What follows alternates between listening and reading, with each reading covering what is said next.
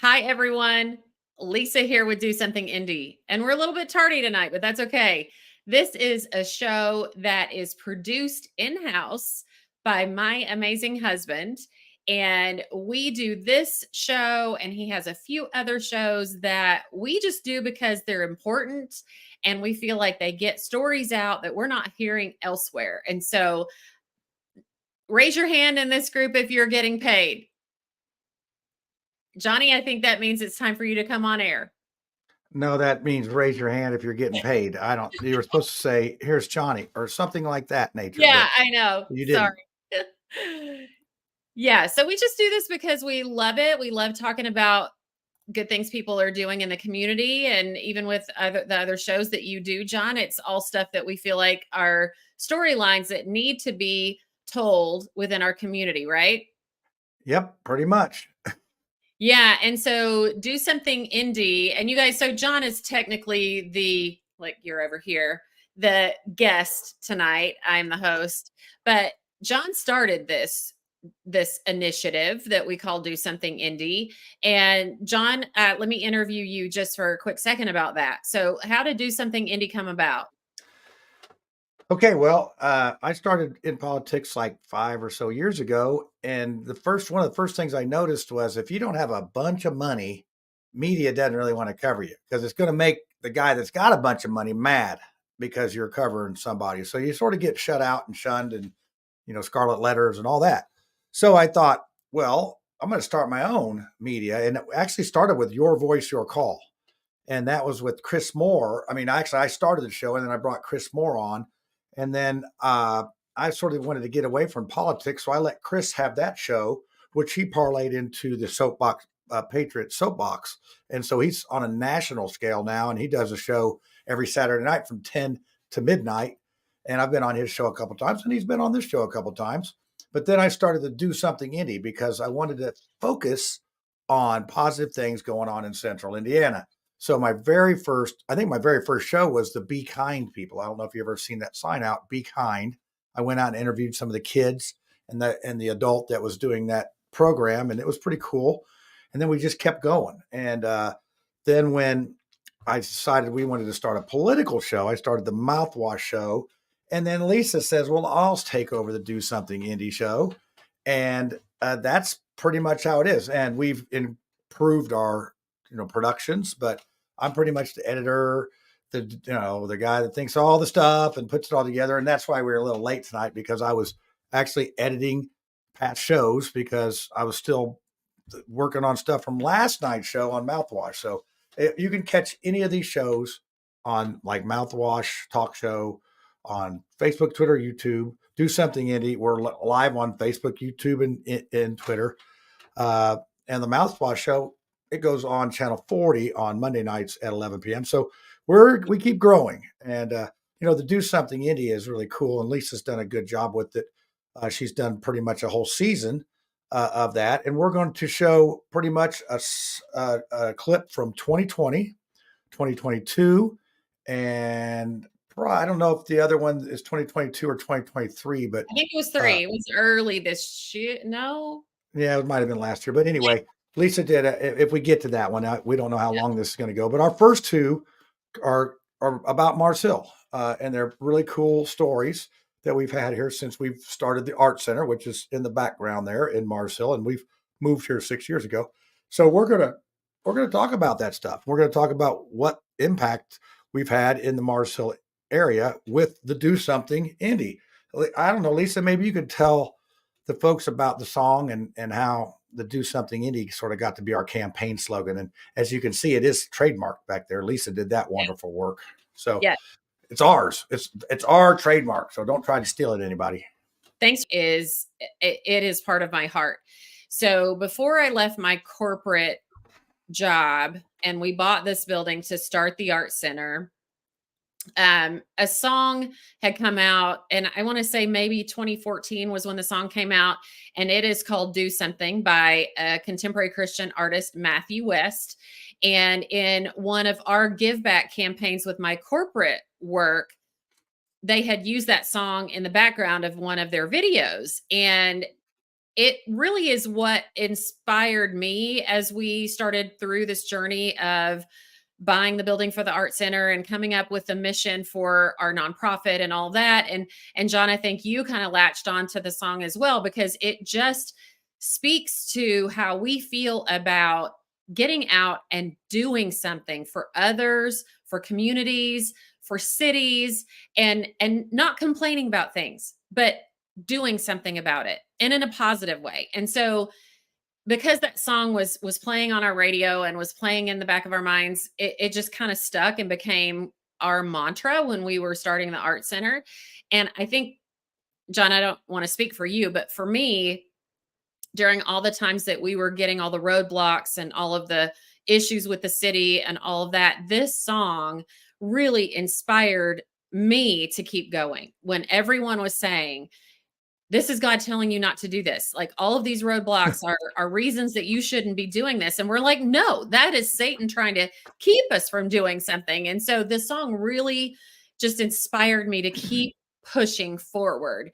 And so that's why to me, that's why it became a mission and a brand, if you will, for us to keep going, so that we could not only share our story, but share the stories of so many other people in Indianapolis who are doing something. And a Yeah. Yeah. couple of And those stories we're going to share, but there are so many others. So, yeah, we do, and we run into that out in the company, out in the community. And one of the sayings I have: the harvest is plenty, and the laborers are few. So there's plenty to do. There's plenty of do somethings out there, yeah. and I think we should get to that. In fact, you probably watched me working on my phone there. That was Charles, who is our first guest, calling me. So I texted back to him. I watched Do Something live, because we're doing Do Something Before live, and we then he's going to tune in. before you play it, can I say something real quick? Sure. So, I really firmly believe that when you do decide to do something with a mission and values and maybe a ministry component, even if you only help one, you've done something good. And so Charles, for me, is like that one. And we met him when we first bought the building. And the story, it will tell itself, but to see the transformation in all of these years in this man's life, um, I don't know, it gets me emotional. So I'll let you play it. Yep. So what we've done here is these shows that we have here. I've edited some parts of them. If you want to go back and see all the show, which we have 3 or 4 years worth of shows on Do Something Indie. Now it's not every week like Mouthwash has been going on, but we have quite a few shows, and there's some very interesting things on there, like baby boxes and just all speedway parades, and we just talk about what's going on in the community. But this one here, this one is special to both of us, and I still can remember the day when I met Charles. It was very, And very interesting conversation. And like Lisa said, where he is now and where he was is something else. So we're going to go ahead and roll this, and we're going to have the intro to the Do Something Indie, which is different now, and we'll have the conversation, and then it'll be the ending. So here's the first one, and this one's 2022, I believe. So 2022 this was. So here you go. Enjoy this 7 minutes. We'll be back on the other side.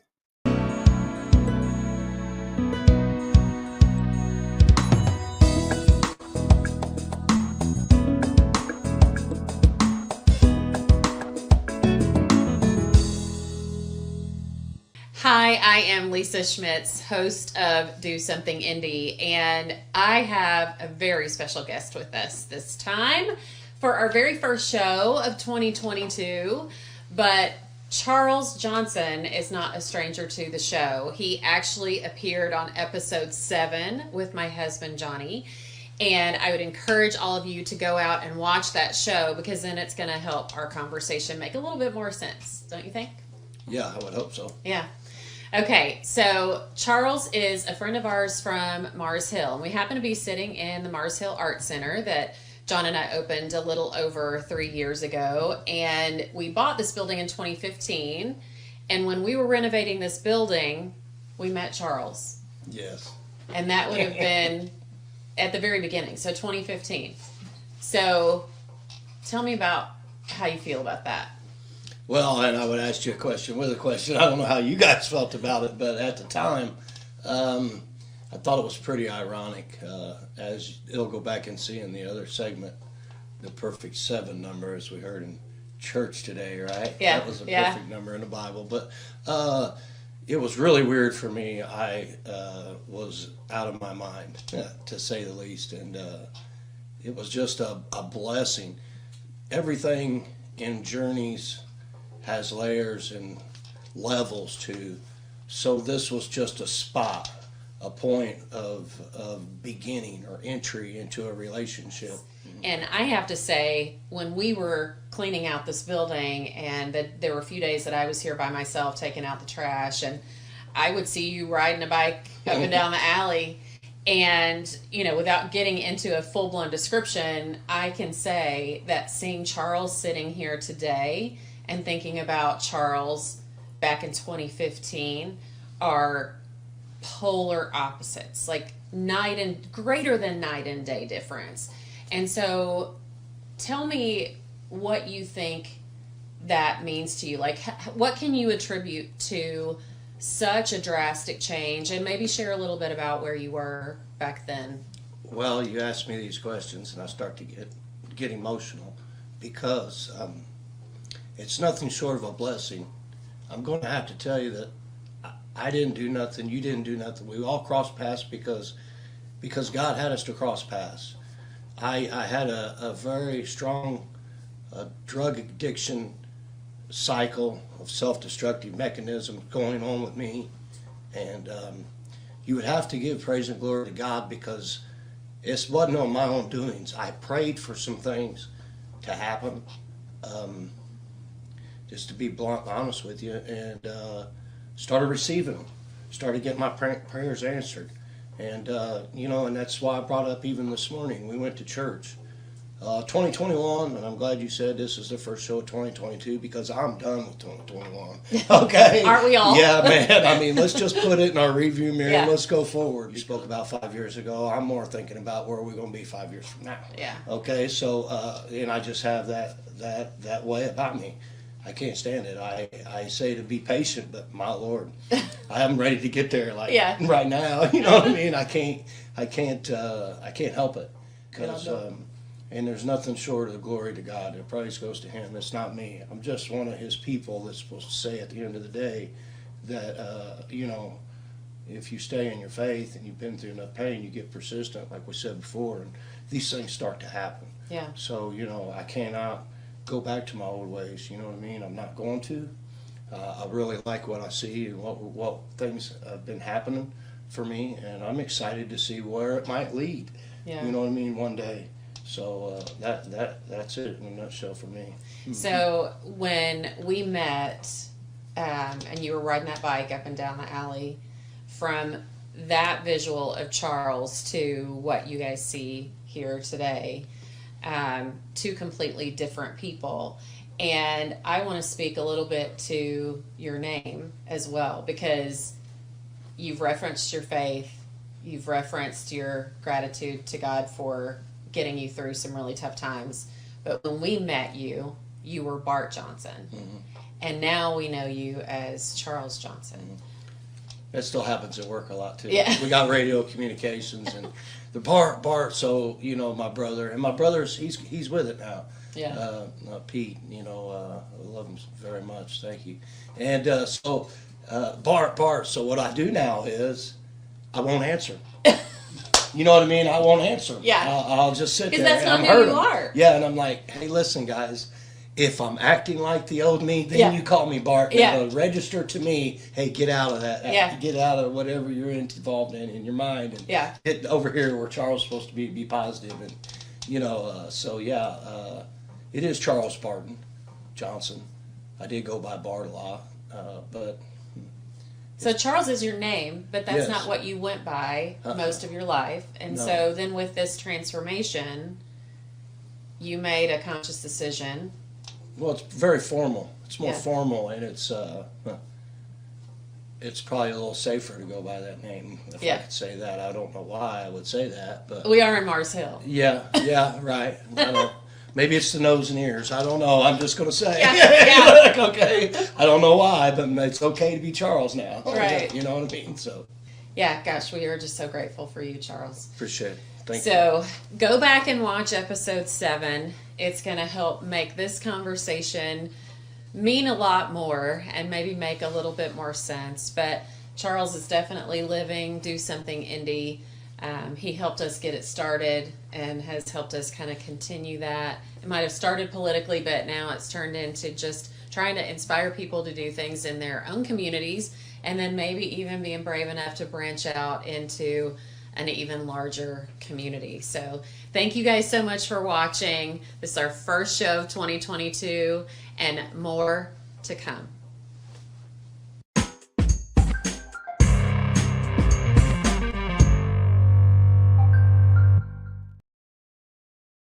So there you have it. I sort of edited that down. If you want to go back and watch episode 7, that was a pretty good episode good. too, on things. And and Charles was watching because I got to call him back while we were watching the video there. But that's one of those things that's just really cool that, like you said, if we just one person gets it. And Charles is on our arts council board. He's the secretary. Actually, he might be vice president now. I don't know. No, he's still secretary, but yeah, Okay. Maybe we should promote him tonight. Promote him. We have to have a board meeting for that, John. Yeah, I'm bored at that meeting. Yeah, but he is on our board for the art center, and I really am so grateful for all of his wisdom as it relates. It's funny. He's very protective, and you think the guy that was the wild guy on the BMX bike in the alley would be the guy that keeps us out of trouble. He does.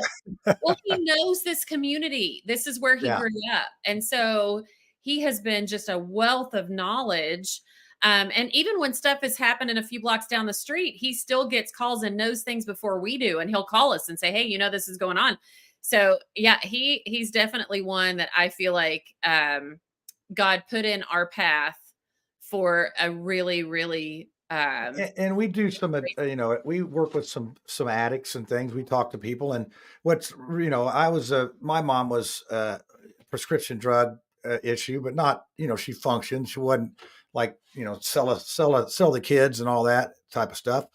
But I've never been an addict, but Charles is. So when we talk to somebody, I can talk to them as a victim from somebody that was addict, and he can talk to them an addict. And it's a different language. I mean, I don't understand the language he talks about, and he doesn't understand mine, but together as a team, we're very effective at getting through to some people. John, I want to add to this just a little bit to this conversation. So another part of our mission with the Art Center is, and I want to give a little history here too. So our sign says the Mars Hill Art Center, but our legal name and our nonprofit is a little bit longer, but it wouldn't fit on a sign. So it's the Mars Hill Community and Art Center. And our initial mission that has continued all of this time, but really kind of took a couple of years to come really to fruition, was the community side. So it's the Mars Hill Community and Art Center, and the community part includes providing resources to the community, like addiction recovery groups. And we also rent the space out. But the addiction recovery part of that, we now have 2 groups that meet within our space. One is monthly, one is weekly, and that is growing as well. And so it's been great to see that what our original mission started out as, but took a little time to really catch on, has really become very worthwhile. Yeah, I got a picture here of Roll Recover Out Loud, and they meet 7:00 at the Art Center every Monday. Yep. And here's a picture. I drop in and I tell my story about my mom, and everybody gets to tell their thing. And it's an accountability group. There's not steps or anything. It's just you show up, and it's accountable. But here's a picture of the group. And it's a motley group. You can see Charles in there, and I'm in there.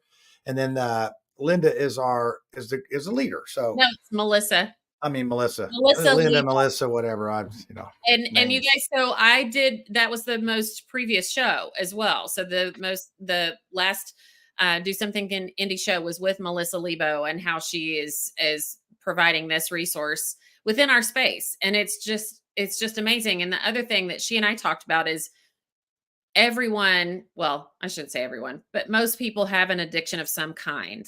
Like, it doesn't have to be a substance.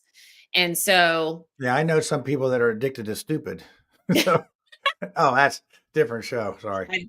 but really though, like, so she and I talked about that. Like, it can be anything. And so if you feel like you're struggling with something like that, this group is for you. And there, no, um, no pretenses, there's no shaming, there's, none of that. Everyone's welcome. So Yeah, yeah, that's good. And then we also have the Fresh Fire Bible Church, yeah, who last night they had a bonfire where you were to throw your demon in there. So if you were addicted to video games, you would burn your video game up in there. yeah. So, and of course the fire department came because it's we're notorious for causing problems here. But they Yeah. said burn on. They didn't even make it put it out. They said, oh, this is all in the Hey, John, I fire. do I want to bring up a comment in the comment section Okay, that, hold on a second. I can do that. well, that I just, and this one might be a little long for you to put on the screen, but one of our viewers is talking about how she can't wait to contribute because, she's part of this community and part of this family, and wants to eventually be able to contribute. So, which I think is just great. So, Yeah, we can put that up there and put that on there. And uh, yeah, there's some connection there yeah, that is very interesting for yeah, our that's things. And personal. and this is how it happens. Just as bad will spread, good can spread. The Yeah, light pushes out the darkness, and that's and right. and that's what we got going on. Uh, and we appreciate people helping and wanting to do things. Uh, and we rent this facility out for parties and different things, and the Hispanic community has really embraced it. They have some parties up in there. So, They 60, 70 people, and it's a fiesta. right Fiesta. before right before this show, I met a family at the art center to show them around the space. And she asked me, she said, "So do other Hispanic families know about this place?" And I said, "Yes. In fact, they've been renting it 2 or 3 times a month." And she was so excited about that. And I feel like it was just one family that all of a sudden, all these people that attended that party now are wanting to host their parties. And um, a couple of people that I've shown the space to have been so vocal and so grateful about us being willing to offer our space to them because they are of a different culture. And it, that just does my heart good as well. John, your crew is from Mexico. They're family. And A couple of them are from Nicaragua, and it's funny because this is their first time to be in the cold. So I'm like giving them a hard time. I'm like, oh, you like this cold? It ain't even cold yet. yeah, So but they're like, they they don't invite know. us to It's their all firsts. parties. They invite us to their parties. I mean, they're like family. We've gone to all of their birthday parties for years. And so for us to be able to connect with that community has just been such a blessing. In fact, a couple of the parties are people that are friends with some of your guys. Yeah. Uh, and they've all been so gracious, and they tell us, you come to our party. Your Spanish accent's horrible. It's terrible. I That was can't do it, Spanglish. and Yeah. I know.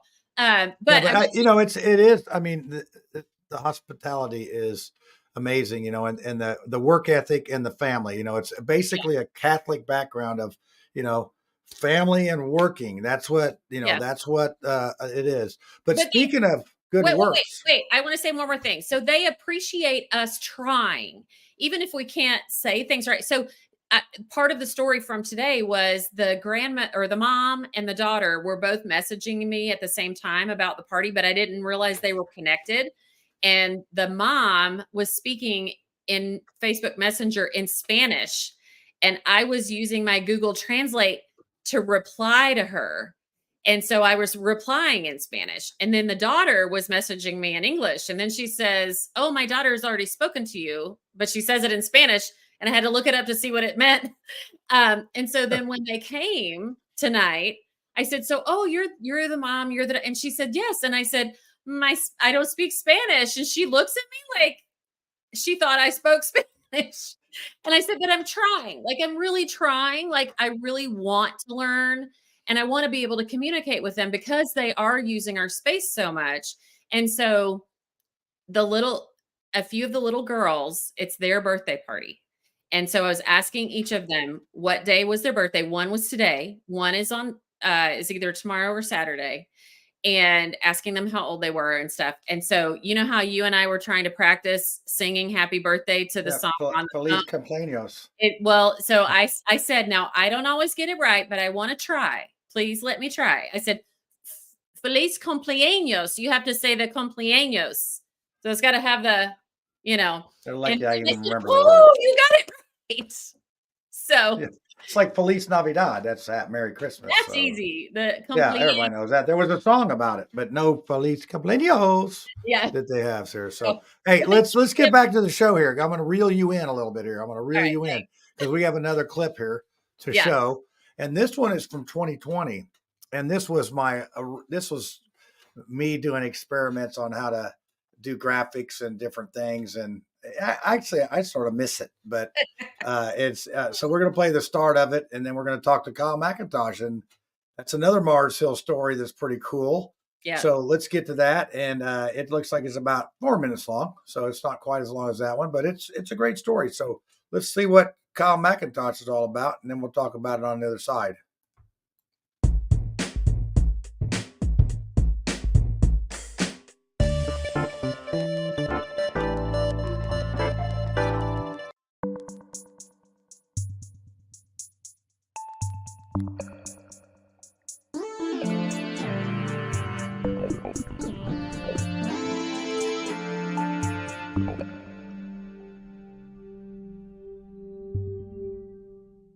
Hey, Johnny, what are we doing today? We're getting the bridge ready for Kyle McIntosh to come up and paint. What bridge? The bridge in Mars Hill on Farnsworth.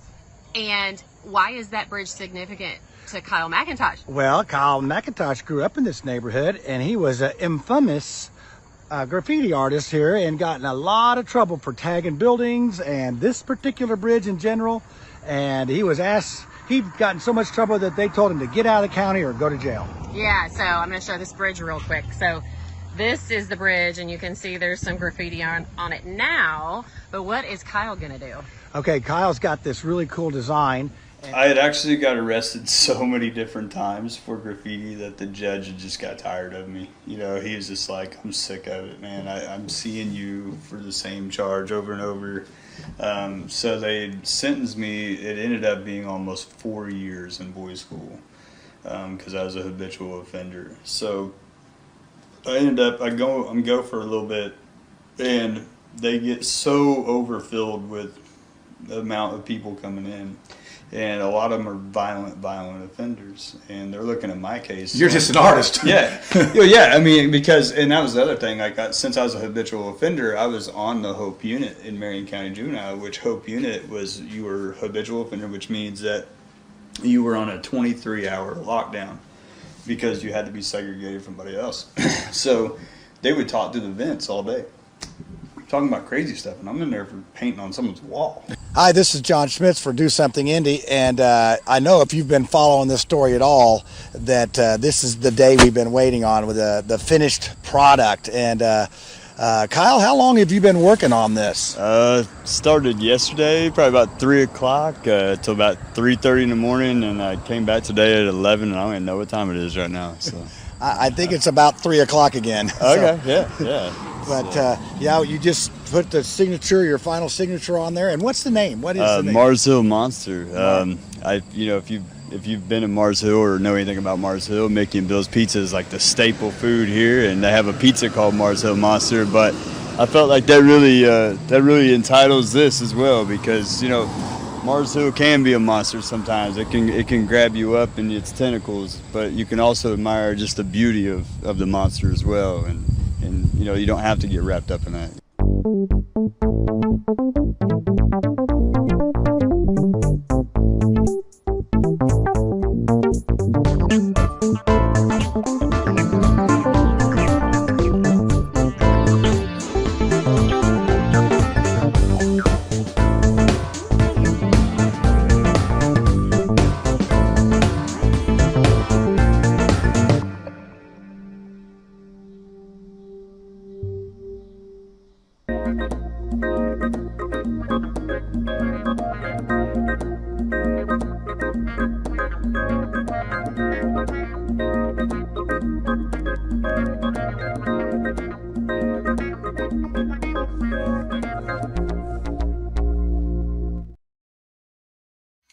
Dig those retro graphics. I know. I was just It's thinking the same thing. come a long way since 2020, but Yeah. uh, that's just another cool story. And it's funny. If you want to watch that one, you can go back and look it up on the Do Something Indie page. And we are on YouTube as well. Now, the Twitter is fairly new, but it's very hard to find something on Twitter. It just pretty much, if you happen to catch it, you can watch this on there. But one of the things we talked about was, the fact that he had a projector and he painted overnight. So the police came in the middle of the night and we're going to arrest him again. But we had a permit. Lisa, the permit queen, had a permit on the telephone pole. So he was able to direct them to the permit. And he got quite a kick out of that. He's in there painting the same bridge that he got arrested on, painting it legally 20 years later. It was great. And it's holding up great. It's 3 years old now and it still looks as good as new. I was just telling that story yesterday. I met Bobby at High Caliber Tattoo at 10th and Washington and was telling him this story. And I said, this was like the biggest feeling of redemption for Kyle, because when the cops showed up, they had the lights on him and all that. And he's like, oh, here we go. And they walked up and said, hey, man, what are you doing? He's like, I'm just painting the bridge. They're like, yeah, that's what we heard. And so he's like, yeah, but I'm doing it legitimately this time. And he said that when he was arrested, I think at 12 or 13, something like that, they sat him on that bridge and handcuffed him. So the fact that this time, now in his 30s, he has a police show up and it's legitimate. He's like, this is what I've dreamed of my whole life. Yeah, he drove all the way up from Caruthersville, Yeah. and he has a tattoo shop down there. So and then he also worked with, and Caruthersville had a terrible heroin and meth problem, and he moved down there, and he has addiction recovery with people, and so and it's just meth and heroin have just really torn apart some small rural communities, and quite frankly, Mars Hill had quite a bit of problems, and it's getting better. And it's a slow grind. I mean, if you're out there thinking, I'm going to move to a different neighborhood, and you better be prepared to put some tent stakes down and get in for the long haul, because sustaining art center like this it's not cheap, and it's work. So be ready to do it for a while. So we're coming up on 10 years, of since we started this thing, and we're still here. We're still here now. We are still here, but we also had been told and had read from a lot of faith leaders and people like that you really need to live in the community that you serve in. And so not only do we have the art center and we do all these things and we have Do Something Indy and all that, but we picked up and moved from our house in Speedway, in the comfort of a little bungalow community, to move 12 minutes south to Mars Hill, and to really be in it, to serve, and to not only do it with the art center, but do it by being neighbors and being people that are literally part of this community. So yeah. And then I don't think we did a show on Kenny Warden I don't think we did on Do Something. I didn't do that. It was sort of documented in the news and everything, and we did that out of just helping in the community. But that's another story of community coming together around someone that was, been in the community for a while and was beloved. He was a rooftop Santa Claus. And we were able to help him, and, just another very emotional situation for him, that his house was saved. And that's 5 years ago, as of November 9th, 5 years ago is when we fixed his thing. So we're going to do a little video after the show. You're going to come up and we're going to put this thing together and make a little montage of that happening. Yeah. Because that's what Do Something is. It's go out and do something, and not something bad to somebody. That's the Do Nothing campaign. We don't do that. We have to do something that's where you do positive things in Central Indiana. So And we have one more clip. Do you want to play that one? Yeah, let's do. So let me say something real quick. So with Do Something Indy, it's not just about our community. It's really anyone in Indianapolis who is doing good things or giving to others, or it can be something small like a Girl Scout troop. It can be a nonprofit organization, a formal organization. It can be, or anything in between. And I think that's kind of where this falls. This is a human interest, human compassion story, and an initiative that was, this was something that was not being tackled and not being discussed in our community at all. So John, how much more do you want me to set it up, or do you want to just play it? That's it. This is about a 5-minute clip.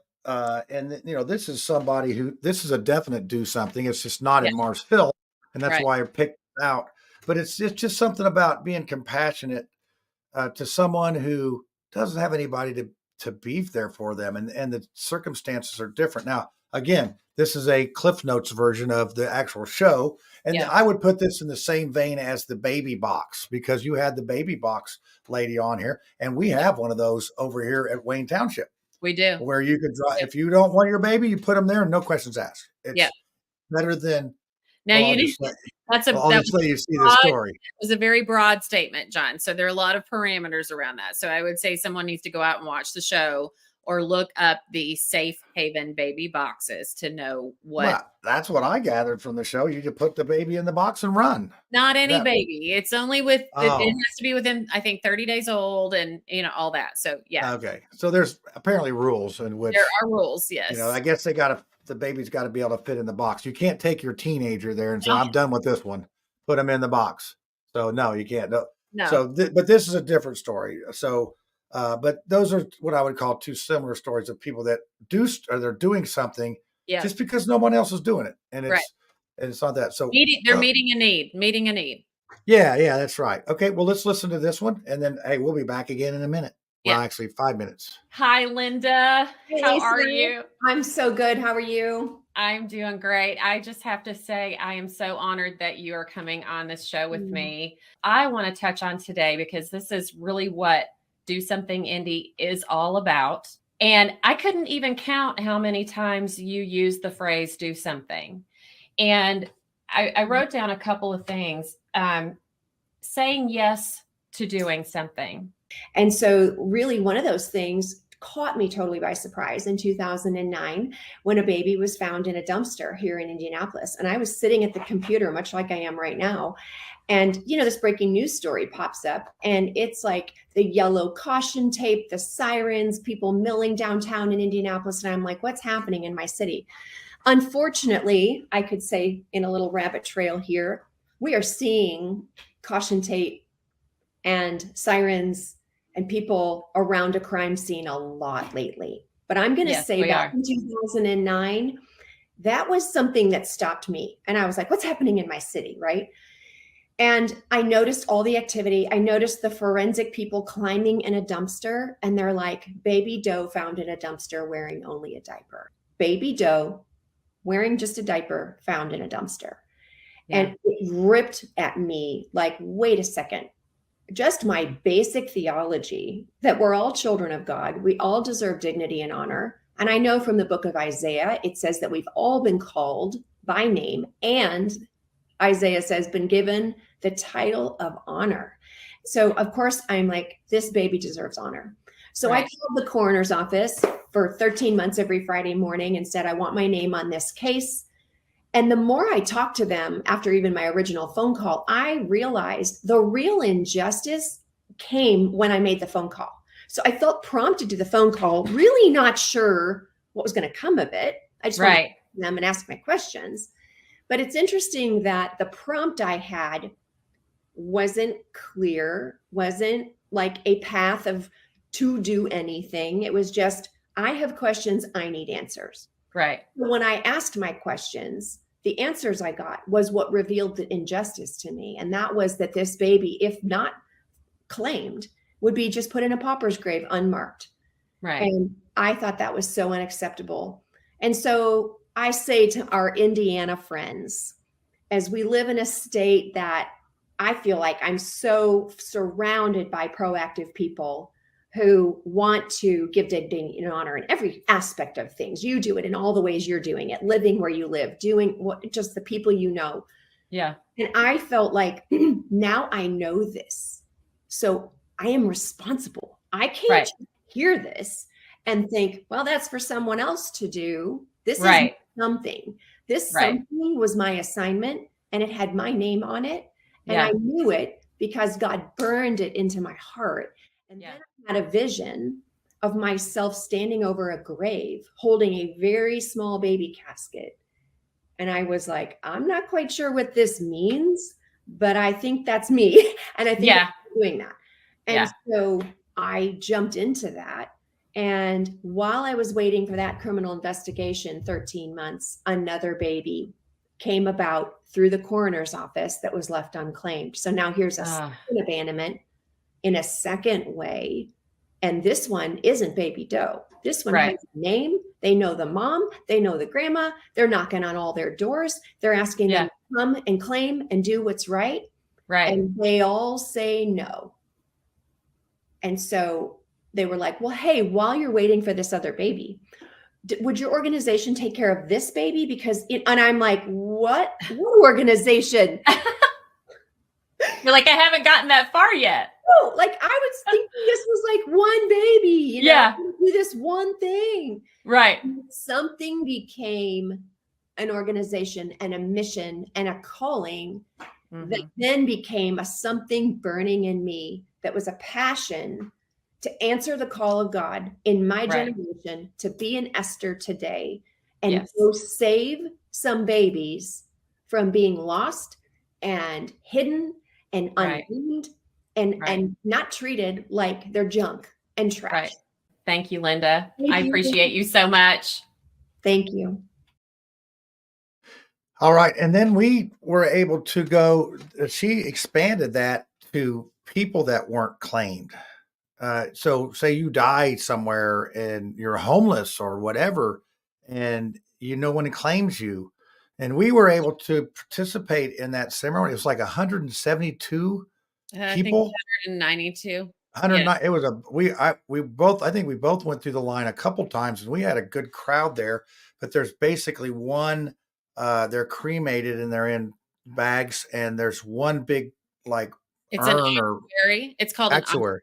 Yeah, yeah. one of those things. It's got a door on. So you go up and we solemnly lay them to rest. Whereas they didn't have anybody they'd have anybody, nobody And but I Linda now and now us, that I guess. now that we've gotten to the end of the show and we're ending on like that gets me so emotional. So these people being unclaimed means a few things. So the babies and the people, there could be a number of reasons. So especially with the babies, it could be a family that is a low income family that has no means to provide a proper burial, or there could be emotional and mental health issues that prevent them from being physically able to go and retrieve that child and then go through the process of planning for a burial. There could be a lot of reasons. And then with the people or adults, similar situation, or it could be someone who had no family and had no one to come and retrieve them. And so Linda has taken this on, and it's a heavy burden. But I truly believe in her mission of providing that dignity and honor in death, regardless of what stage of life you're in. And so I want to go back to the baby side of it. So she works with Monica, who started the baby box program. And John, we started talking about that. But so there are baby boxes at firehouses or hospitals. It has to be in a facility that has 24-hour monitoring, and they have to have some type of EMT opportunity for, if someone leaves the baby in the box, they have to have medical care right away as soon as the box gets triggered and the alarm goes off. But it is a box that is equipped with the blankets and the warmth and all of the monitoring devices, so that literally within 3 minutes of a mom or someone putting this baby in this box, um, someone is going to be there to retrieve that child, and no questions asked. And so you leave that child, and I do think it's within 30 days. And I'm sorry I didn't look that up before we got on the show, but I think it's within 30 days. And again, no questions asked. And so then the firefighters or the hospital crew takes that child, and then that child can be adopted by a family. And especially if it's a young mom who is in a circumstance where they feel like they have nothing left to do, and instead of leaving that baby in a dumpster to die, like happens in so many communities, they have a place where they can surrender that child whole and alive for someone else to care for. Yeah, and so those two. That's why those two sort of go hand in hand. We want Yeah. to try to get there before they get there, Yeah. and Yeah. that's sort of that sort of thing. And if you were to look at the Do Something in the Indie page, you'll see uh, a lot of stories like that, and you see the full story. And I would suggest you go back and all three of those clips that we did, go back and watch the whole Yeah. thing, Yeah. and you'll see that you know there's people out there that are struggling, and there's people out there that are helping people that struggle. And what we try to do is try to put those people together, try to get them in a productive path. Yeah. So that's what Do Something is all about. It encompasses a lot of things. And S- I kind of look at Do Something Indie and this initiative as kind of the linchpin between things. Like, people can come to us and say, hey, I need a resource for this. Well, we might not know exactly who to connect them to, but we do have the network and the wherewithal to be able to navigate the research that maybe someone else can't do. And so that's what you and I do on a regular basis, is just help connect the dots for people. And then spotlight those people who are also doing the same thing. yep, that's what we do. That's what we do. So that's what we do, and we're going to keep doing it. Yeah. And hopefully we can do it with a little more authority when you get elected into office next week. And then that's when we'll do this for real for some other communities. Because right now we've pretty much hit the ceiling of what we can do as average citizens. Yeah. I like to think we're above average, but that would be boasting, and I don't want to do that. Well, So- and I will say, I am very optimistic, right? But nothing is going to change about our initiatives with Do Something Indie, our initiatives with the Mars Hill Art Center, our initiatives within the communities that we serve. We will continue to do that regardless. And I would say one of the things that when you win next Tuesday, stay positive, that this show could be a conduit for people to come on with issues. Because I've been out door knocking for you, and we have people that have issues with junkyards. We have people that have no sewer and water in Marion County, no sewer and water. We have people that have been trying to be run over by zoning, by some developers. You just keep running into more problems that aren't being addressed. And I think this, the Do Something Indie could be a good outlet for that. You could get people on, they could get in the comments.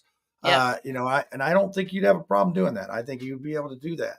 I think absolutely will be a good conduit to getting more things done. And it's almost like it's cliche to say do something anymore, but I mean, it really is how we're living and what we're doing.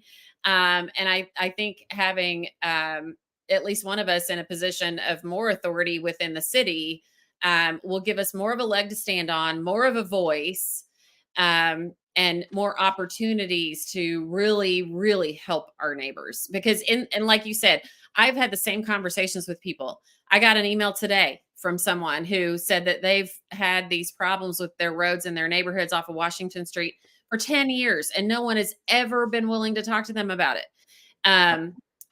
So yeah, that I hope that we can continue to do the work, but with a much broader scope. So, Yep. Hey, you won't believe this, but I actually got the ending. I got an ending after the yay! show. Oh, Yeah. good. So I'm going to play it now. I'm going to Producer play it because extraordinaire. this is, yeah, this is over. I couldn't find the intro earlier. But I literally started working on this at like 6:30 or 7, to try to get everything together. But Yeah. we got it together. We pulled this show off, and it's good. And we probably won't see you until after the election. And hopefully you'll be Right. having to salute Lisa because she's councilwoman of the year or whatever and all No. that. So then I won't, I'll have to sleep out in the garage because I'm not, worthy No. to sleep in the house anymore. It's all going to be good. It's going to be great. All right, everybody. Thanks for watching. Stay tuned for next week on Mouthwash Show. We got a couple of really cool guests coming in the next. Oh, actually, it's going to be a best of because it's election night. It's election And night. we're going to be partying over at the Checkered Flag. And then we're going to go down to the Hearst Bean Factory and eat beans, I guess. I don't know what we're doing there. But hopefully Jefferson Street's going to pull out an upset victory as Lisa predicted. And all that good stuff. So anyway, hey, thanks for watching, everybody. Go back and watch some shows on Do Something Indy. We got to, go back and watch. And you can also go to Your Voice, Your Call if you want to see my very, very first show with the Be Kind people. That would give you an idea of how far we've come with our productions on that. It was pretty amateur hour, but It was a good thanks for show and a good mission. They have an amazing mission. They're still going strong. So yeah, I bet you some of those kids, because that was 4 years ago, some of those kids are probably in high school now. So yeah, hey, yeah. there you go. Okay, thanks a lot for watching. We'll catch you next time on something. Yeah. See ya.